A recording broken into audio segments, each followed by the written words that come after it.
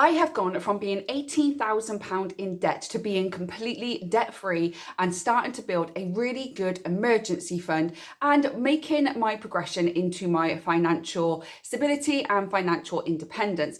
As a single mum, I know what it's like to feel very overwhelmed and kind of not wanting to look at your bank account because of the overwhelming and the fear that it might cause you. However, I took 10 steps a few years back to be able to gain control of my finances. And in today's video, I thought it'd be a really nice idea to share my tips with you. So if you have just become a single parent and you have got all the financial pressure on you, maybe you've overspent over Christmas, or maybe this year you decided that you are going to get in control of your finances, I want to share with you the 10 things that I did to help me gain control of my finances and get me £18,000 out of debt. Hi, my name is Rachel. I'm a solo mum to one, and on this channel I talk everything budgeting, frugal living, mum life, and if you've seen my recent video, I am trying to redecorate my house on a budget.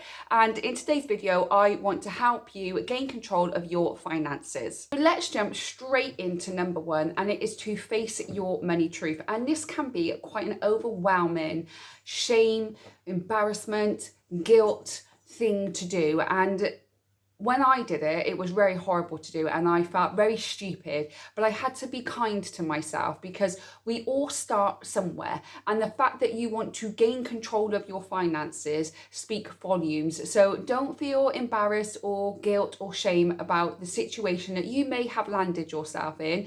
What matters is that you are trying to gain control of it now and get yourself out of the situation you're in into a better situation. So be kind to yourself and be gentle to yourself as well. Now, when I first had to look at my finances and I had to face my money truth, was to look at what debt I had. I was £18,000 in debt, and that was due to solicitors, court fees, because I went to court to fight for my son, and I also went to court for my divorce as well. But I did have £18,000 worth of debt for solicitor fees and my barrister that came to court with me.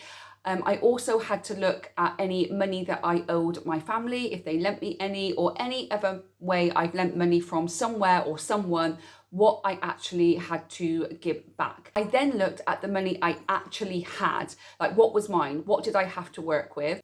I then looked at any bills that I have to pay every single month to make sure that I can survive, make sure that my son had everything he needed. And I also looked at what income I had coming in every single month, so I knew exactly where my finances were. Now, we often don't want to do this, especially if you have just become a single parent. The financial burden is now all on you, and that is very, very hard to deal with. But it can become very scary to face those money truths to start with. Now, again, like I said before, don't look at it as a judgment, look at it as information. This isn't a judgment on you. The reason why you may have got into debt, the reason why you may have become a single parent and now the financial burden's on you, it may not have been your fault, but it's now your responsibility to kind of get yourself into a situation where you're more comfortable. So looking at your money truth, facing your finances, is just information so you know where your starting point is. Also, just remember, you can't fix anything if you don't know where you are with your money. So if you don't face it, you can't fix it. Number two is to track your money, and this is really important, and you need to remember this is just information, not a judgment. But when I started to track my money, I saw that there were some things going out of my bank that didn't need to go out of them. There were subscriptions and direct debits that were being taken from my account, which I don't use anymore, and I just completely forgot that they were there. So once I started to track my money, I was then able to cancel those direct debits and able to save a little bit of money. I was also able to see where my money leaks were, of where I was spending money that I didn't actually need to spend it. How many times was I going to the grocery store every single week, even though I've done a weekly shop and I was going to do some top-ups here and there? How many times was I going and how much money was I losing? Because we all know that we don't just go in and grab our one thing, do we? We walk around, we have a little look, and we buy more than one thing. So I was able to see that I was actually making some mistakes there by actually going into the grocery store more than my weekly shop and spending more money than I needed to, which was actually losing me money. So by tracking your money, you're able to see the money leaks, the subscriptions, the direct debits, and things that you don't need to pay for, and you're able to fix those and you're able to adjust those so that you are no longer spending that money and you're able to save more. So it's really important that you track your money. Now, when I first started tracking my money, I would track it every single day. So at the end of the day, when my son had gone to bed, I would just pull the app up on my phone, I would pull the spreadsheet up on my laptop, and I would just track my money and see if there's any leaks going out that day. I also made sure that I had the notifications on my app.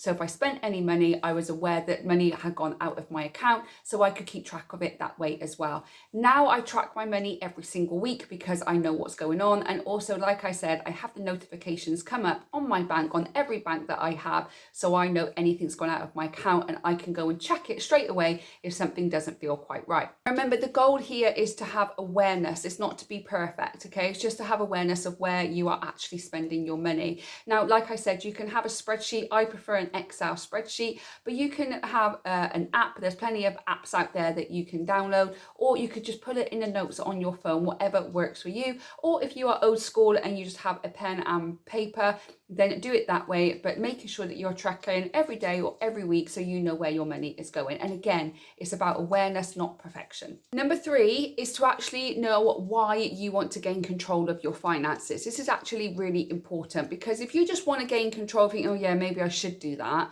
I mean, you're not really bothered about it, you won't stick at it. You might start having really good intentions to start with, but as time goes on, you won't track it one day, then that will turn to a week, and that will turn to a month, and you'll be back in the same cycle again. But if you have a why you want to track and a goal of why you want to be more in control of your finances, it's going to keep you more motivated and encourage you more to get things done. So this could be that you want to gain more control of your finances because you want to get out of debt and you want to have a bit more financial freedom. It could be that you've got something to save up for, like a wedding or a house or a massive holiday, a once in a lifetime family holiday that you want to take your family on. Or it could be the fact that you have become a solo parent in some way, whether that is a divorce or breakup or sadly a death, then you are now financially responsible for everything. So gaining control of your finances is going to give you a little bit more peace of mind. But having a why and a goal of why you want to gain control of your finances will make sure that you stay on track, and it will keep you motivated and not just be a little thing that you thought you need to do but actually never get round to doing it. When you have a reason of why you want to gain control of your finances, not only does it keep you motivated, but it also helps you say no to things that doesn't align with your goals. So try and have a reason why, or a goal as to why you want to gain control of your finances. It could be that you want to have a more secure future for your children. You want to start having a bit more of an emergency fund, but you can't because you've got all this debt, or you just don't know where your money is going. Or it could be that you want to save for a house. Maybe you want to save for a family holiday, or there may be a wedding or even a baby coming into your life. But be able to gain control of your finances, have that reason why you want to do so. So number 4 is to make sure that every penny you have coming into your bank has something to do. First of all, the rent or the mortgage is paid, that all your utility bills are paid, that everything that you need to have to run a house and to run your life, all of those are paid first. Then whatever's left, you also need to make sure that you're putting money away for savings, which we'll get into in a little bit. Also, making sure that you are putting some money away as fun money, because we still need to have some fun in life. We can't just do nothing. So even if it is only £20 to £30 a month that you are putting to one side just to go and enjoy yourself with, a little bit more if you're going out with friends or whatever it is, you can budget every single month, but making sure you're putting some money to one side for a little bit of fun so you can still enjoy your life. So making sure that every penny that you have has something to do, and in that way you know where all your money is going, and there's less room for leaks, and it's more easier for you to say no to things that you don't really want to do. But it's really important to make sure that every penny that you have has something to do. And even if you are on a high income or a low income, doing this method will still make you feel that you've got control of your finances and you know where everything is going. Now, number 5, leading on from that, is to make sure that you pay all your important bills first. Now, everyone says that you should pay yourself first and put money straight into savings, and that is absolutely fine. It's very good advice. However, I feel paying my important bills first and then paying me for savings is the way that I much prefer to do it. And what I mean by that is I like to pay my rent or my mortgage, my utility bills, put food on the table for my son, make sure that I have everything I need to survive.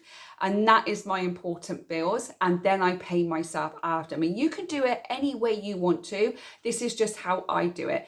Pay important bills first. Once they're paid, then I pay everything else. And you can do that however you want to do that. I feel that once I've paid my important bills and the basics are really covered, then it's a bit less stressful because I know the important bills are done. I know that I've got a roof over my head for the next month. I know I've got my gas and electric paid, my water paid. I got enough money to put food on the table for the month. So I pay my important bills first, take the stress off me so that I know that I can survive another month. And then everything after that, I can give it something to do from there. Also, to make sure that I don't miss any payments, I do one of 2 things. First thing I do is if I can pay annually, I will pay it all in one go, so I haven't got to worry about it for a year. And the second thing I do, if I can't pay it annually, I'll make sure that I have standing orders or direct debit set up so I don't ever miss a payment. Number 6, I've touched on this one a little bit earlier, and it's to check your bank accounts regularly. So we talked about tracking your money of what's coming in and what's going out, and making sure that you know where all your money is going. But it's also really important that, like I said, every day or even every couple of days to check your bank account. And even though you'll have the notification come up if you turn them on to see what's going out of the bank, if you're busy or you're like, oh, I can't deal with that right now, and then you swipe it off your phone and then you forget about it, checking your bank account every couple of days or every day will just give you that gentle reminder that something's gone out of your bank that maybe shouldn't have, or maybe there's a payment that's gone out that you're not sure what it's for. So making sure that you check your bank regularly to see if there's any money leaks, or to see if something's gone out earlier than it should have, but you haven't got the money in there right now, which happened to me recently. I had the money coming in, but someone took the money out a little bit earlier than they said they were going to. So I had to juggle a little bit of money. Everything's fine, but sometimes that can happen. So being able to check your bank account every day or every couple of days, make sure that you don't forget anything. And again, this isn't about being judgmental or about perfection. It's just about awareness, and it's about making sure that you are making the right choices, that you're not spending unintentionally, and it helps prevent more surprises in the future. If you can do this every couple of days for a good couple of months, then it's a habit that will just naturally form for you, and you are going to feel so much more in control of your money, and you are going to feel less stressed. Number 7 is to stop impulse buying, which is easier said than done. And mostly impulse buying happens when we're stressed, we're exhausted, we just feel a bit down, I want to make ourselves feel better, want a bit of a dopamine hit. But by impulse buying, we're actually continuing with our money leaks and we're not having control of our money. So if there is something that you are thinking that you want to have, then maybe put it in your basket and leave it there for 24 hours to see if you still want it again in 24 hours. Or maybe put it in, say, like an Amazon wish list or something, so you can always go back to it and see if there's any deals on it, a sale comes up. But rather than impulse buy, but you still want to do a bit of window shopping, put things in your basket, or if you can create a wish list on one of the sites such as Amazon, put it in your Amazon wish list. Therefore, you've done a bit of shopping without actually spending any money. And therefore, you can keep an eye on the things that you want and whether or not they're going to come into sale when you do have a bit of money. Also, what you could do is if you really wanted something but you can't afford it that month, or you've already allocated all your money to certain things for the month, you can put it in your next month's budget so that you can buy it the following month if it's something you really want. Stopping impulse buying is more about being intentional and going back to your goals and your why that you want to gain control of your finances. So asking yourself, do I actually want this, or is this an emotional thing? Am I stressed? Am I tired? Am I feeling a bit overwhelmed? Unsubscribing from emails that are going to keep sending you offers, or just creating an Amazon wish list, or just putting things in your basket to go window shopping without actually spending any money. will help you gain control of your finances. It'll make you more intentional, and you'll be able to save yourself a little bit of money as well. And leading on from that, number 8, let's talk about saving money. Now, a lot of people say you have to save money, especially if you are older and you haven't saved any money. They say that you have to save X amount of money, which always seems such a large amount of money. And I understand that it needs to be such a large amount to catch up. But some of us, we just can't afford that. So if you want to start saving, but you find it overwhelming, you find it a little bit scary, you find it causes a bit of anxiety, just start small. Just start really, really small. Just start putting £1 away each week. And then once you've got control of that and you've been doing that a while, then add it into £2, then £3, then £4. Yes, it will take you a little while longer, but it's more about the mentality. If you know that you can save X amount of money, it will motivate you to save more. But if you are putting in huge amounts of money already and then you feel that it's too overwhelming, you're more than likely going to stop saving. If you find saving money and finances in general quite scary, causes a lot of anxiety, start really, really small. Start with only £1 a day, £1 a week, whatever it works for you, and then continue to build saving from there. Now, there are a lot of different saving places that you can do. You can get a high interest savings account. You can use places like Plum. I'm not affiliated with any of them, but they are around. So make sure that you do your own research before you do any money saving account or anything like that, because you need to do something that is best for you. I'm not just getting some advice from some women on YouTube. I'm just sharing my own experiences with you. Those small savings build a habit, and those habits slowly build confidence, which then gives you more confidence to start saving more and more. If you have no financial backup like I did when I first started out as a single parent and you have no idea where to start with £1,000 emergency fund. And if that still feels so overwhelming, start with 500. And if you still feel overwhelmed, start with a £100 emergency fund. Now, the goal is really to have a £1,000 emergency fund as your very first step. But if that feels too big, if you are in lots of debt and that feels way too much, just focus on saving that first £100 by putting loose change away, selling stuff on Facebook Marketplace or Vinted, and that is your savings for your £1,000 emergency fund. But start saving for that, very small amounts every week or every day, whatever you can afford, and then build that habit and build your confidence, and slowly you will start saving more and more, and you will start looking into more different avenues where you can save. So there are lots of people online, there's a couple of people that I've seen, and they come at you with, you need this and you need that. And if you are just starting out, that's really, really scary. So don't worry about it. Just ignore them for now and focus on what you can achieve. Okay, it's about you. If all you can do is afford £5 a week for now, that's all you can do. Build the habit, build your confidence, work towards that £1,000, no matter how old you are. It's about making sure that you're getting your mindset right by building a habit and building confidence first. So even though what they say is good advice, you need to focus on what you can do and what you can afford. And there is no judgment in that, because everybody has a different starting point. So focus on you, no matter how small it is, focus on what you can save now. Number 9 is plan your debt repayments. This was a big one for me because I had £18,000 in debt, and it was a lot of money for me as a single parent to clear. I have cleared it now by making very small payments of what I could afford.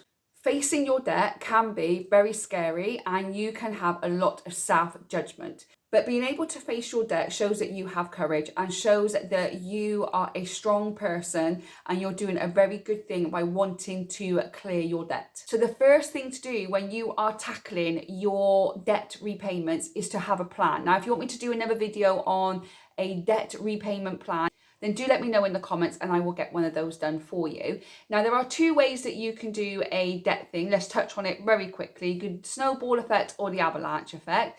So the avalanche effect, I don't recommend, but again, it's your finances, do what you want, where you start with the highest debt first, the highest interest or the biggest debt that you have, you pay that one off and then you work down to the smallest.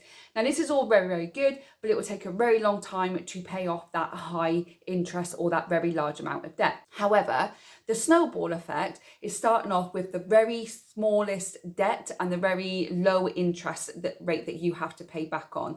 Once you've paid that off, which will happen quite quickly because it's the smallest one, that money then that you were paying off, you then put that onto the next one and you pay that off.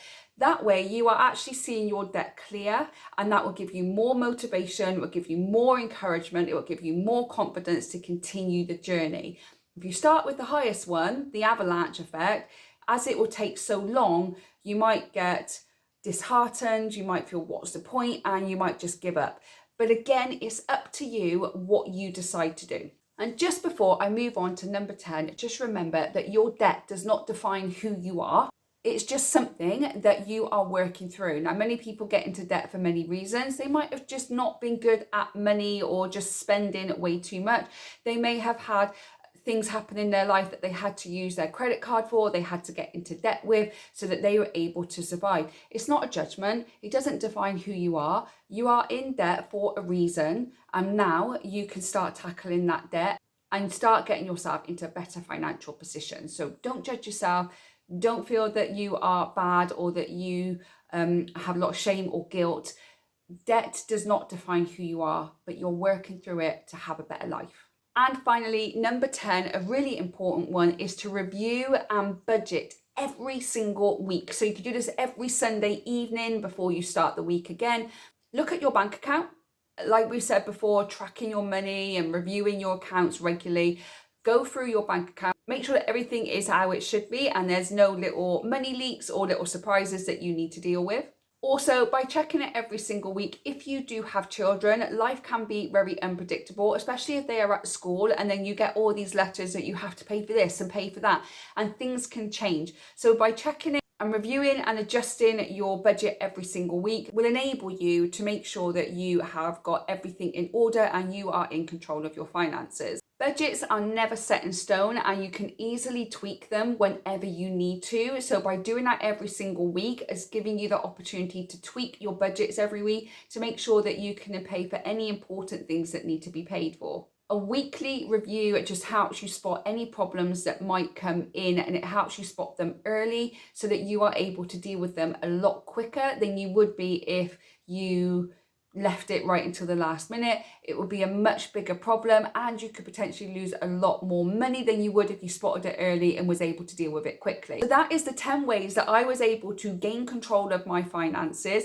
And I just want to put in here that I am not a financial advisor. So any finances that you decide to do, then make sure that you speak to someone who has got financial expertise so they can guide you in the right way. I am just telling you how I did it in the hope that it might help you come up with some ideas of your own so that you can gain control of your finances. Now, this isn't about perfection, it's about progress. This isn't about judgment or fear-mongering or anything like that. It's about courage, it's about gaining control of your finances so that you can start getting to wherever you want to get to in life, even if it is that you are now a solo parent. And if you have the entire financial burden now on you, it's important to be able to be in control of your finances so you know where you are and you're not going to get yourself in any sticky situations when it comes to money. I really hope that this has helped you. If you'd like to do any more finance videos, then do let me know in the comment box below. Happy to do a debt one or anything else that you are thinking of, just to give you a helping hand really. Like I said, I was £18,000 in debt. Now I am completely debt free. I'm in a good financial stable situation, but I could be better. I've got a good emergency fund that I want to continue to grow this year. I've got about 3 months emergency fund, but I want to have at least 12 months of an emergency fund. I can go into emergency funds and sinking funds if you want me to as well to help you out. I just want to help any solo parents, any mums or anybody else that wants to gain control of their finances by telling you what I did in the hope that it might help you. If you have liked today's video, don't forget to give me a thumbs up so I know you've enjoyed it and I can do more videos like this. And if you know someone that wants to gain control of their finances and thinks this video might be beneficial to them, don't forget to share it with a friend as well. And as always, don't forget to subscribe to the channel so you don't miss any future videos on my finances, my house renovation, or anything else I get up to over the next 12 months. Thank you so much for watching. I really do appreciate it. I hope whenever you're watching this, you're having a good morning, good day, good evening. I'll see you on the next one. Bye, guys.